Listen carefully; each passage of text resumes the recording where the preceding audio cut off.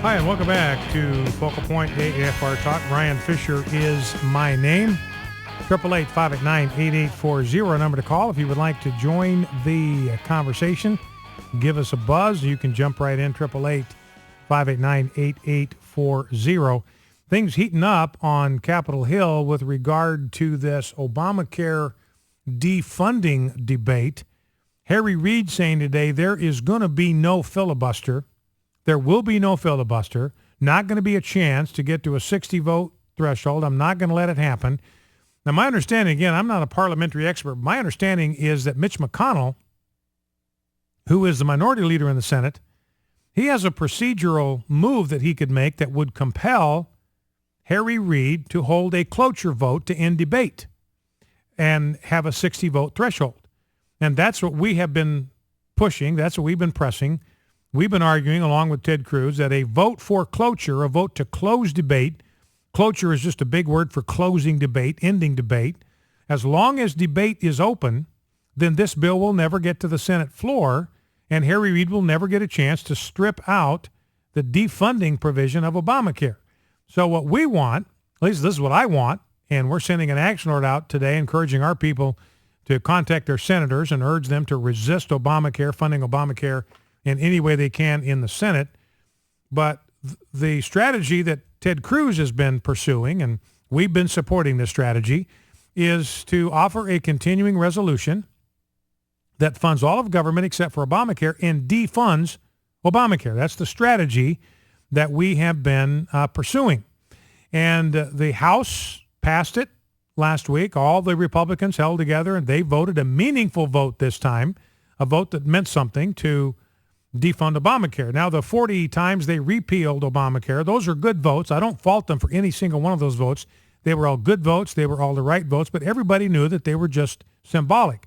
Now, this was a vote that actually had the potential of being a substantial vote because it has to do with funding. The government runs out of money, or the authorization to spend money. It's been out of money for decades. In fact, I got a story in the stack. You know what our true national debt is?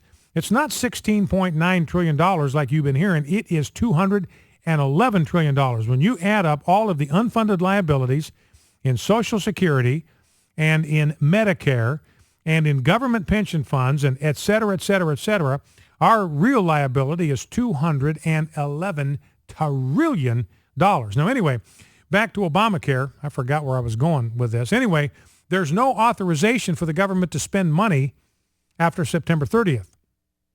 So the government's got to have an authorization from Congress because no money can be spent out of the Treasury unless Congress authorizes it.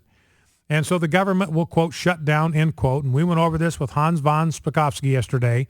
Don't believe what they'll tell you about a government shutdown. It's not a shutdown under any stretch of the imagination. Social Security checks keep going out. Medicare reimbursements keep going out. Veterans benefits keep going out. The military keeps getting paid. Our national security will be protected. All of these programs will continue to operate because remember, there's money still coming in. And in fact, everything will keep functioning except for the essential functions of government. That's the only thing that shuts down are the non-essential functions of government, like the EPA.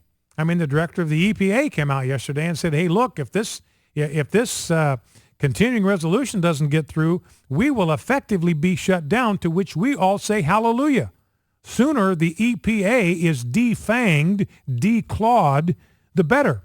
That thing is a positive, absolute menace to the American economy and to American families. The sooner it goes away, the sooner it gets put out of our misery, the better. So I'm all for a government shutdown. In fact, my idea is let's have a permanent shutdown. Let's just put the government on permanent shutdown. Let's just refuse to pass a continuing resolution so that the only functions that government will continue to do are the functions that are considered essential, necessary, and crucial. That's all we want our government to do in the first place. So there's no reason to be afraid of a shutdown. And people will say, well, what about the federal workers? You're going to lay off about, I don't know, several 100,000 federal workers. They're not going to get paid. That's true. But they're going to get made whole when everything gets straightened out. They're going to get all their back pay. So what they're getting is a paid vacation.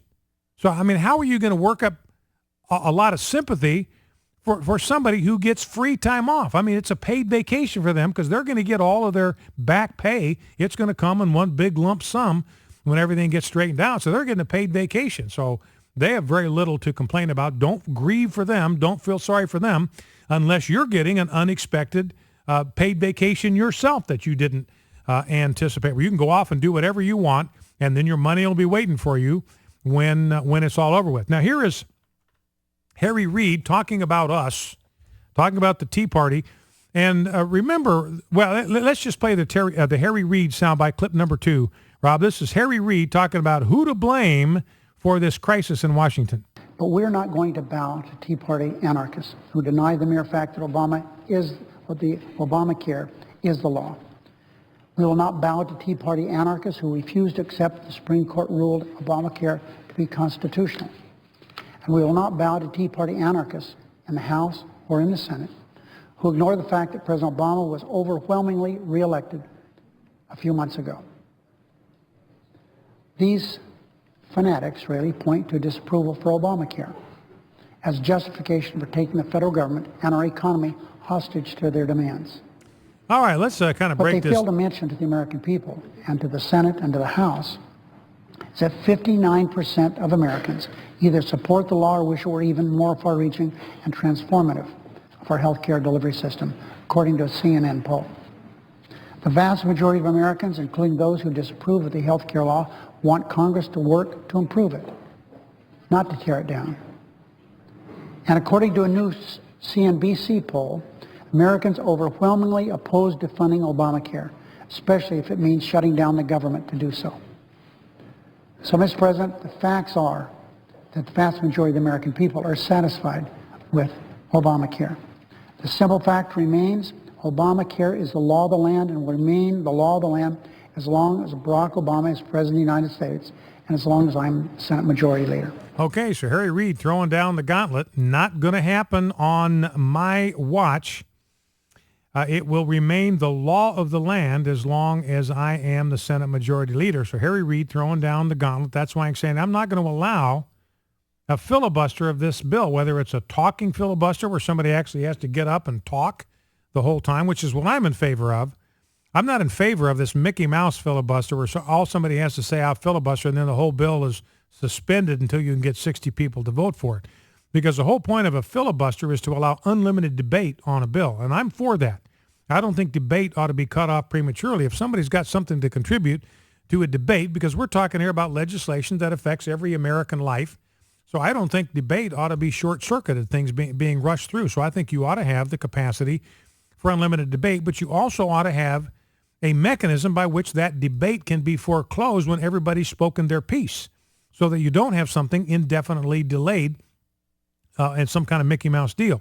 So I'm not for this Mickey Mouse thing. We just got to raise your hand and say filibuster, and then it's on ice until you get 60 people to agree with it. But I am in favor of unlimited debate. Now, Harry Reid said, I'm not even going to allow for either of those. Neither of those are going to happen under my watch. And I don't know parliamentarily what the procedure is there. But the problem is Mitch McConnell said today that he and John Cornyn, who is the Senate Minority Whip, that they are going to actively sabotage Ted Cruz and Mike Lee and Rand Paul. They are out there actively working to subvert their effort to maintain a filibuster and to block a cloture vote. They're actually subterranean these guys, subterfuging. They're submarining them. They're undercutting them. They're trying to cut them off at the knees. Their own guys are going after Ted Cruz and Mike Lee. Now, one last thing before we go to the phones, 888-589-8840. One last comment. Well, two last comments, actually. Harry Reid says we're not going to bow to Tea Party anarchists. Remember, you were reading stories this summer. The Tea Party is dead. Tea Party is history. The Tea Party has no juice. The Tea Party has no energy. The Tea Party has no force. The Tea Party has no momentum. Now, Harry Reid, all of Capitol Hill is seized up. Why? According to Harry Reid, it's because of the Tea Party. So not as impotent as everybody wanted us to believe. And then the other thing is Harry Reid says, look, we have to allow Obamacare to go ahead because it's the law of the land. Why don't they recognize that this is the law of the land? You can't do anything about this. This is the law of the land. The Supreme Court ruled that Obamacare is constitutional, end of debate. Well, let's not forget the fact that slavery was the law of the land and that the Supreme Court, Dred Scott, ruled that slavery is constitutional. Under Harry Reid's rubric, that's the end of the discussion. That's the end of the matter. Forget about it. You're just making trouble. You got to accept it's the law of the land. Slavery's the law of the land. Quit your moaning. Quit your complaining. Slavery's the law of the land. You just got to live with it. Think about DOMA. DOMA was the law of the land until Harry Reid and his ilk got in there and in a lame duck session got it overturned. Or the Supreme Court overturned it. The Supreme Court did that. But it was the law of the land. And think of Don't Ask, Don't Tell. Same deal. It was the law of the land. Harry Reid and his buddies got together and got rid of it, even though it was the law of the land. Well, let's grab a phone call before the break. Let's go to John, White Cloud, Michigan. John, welcome to Focal Point. What's on your mind? What's on my mind is that 2 minutes ago, you was mentioning about the food stamps and stuff. Yes, sir.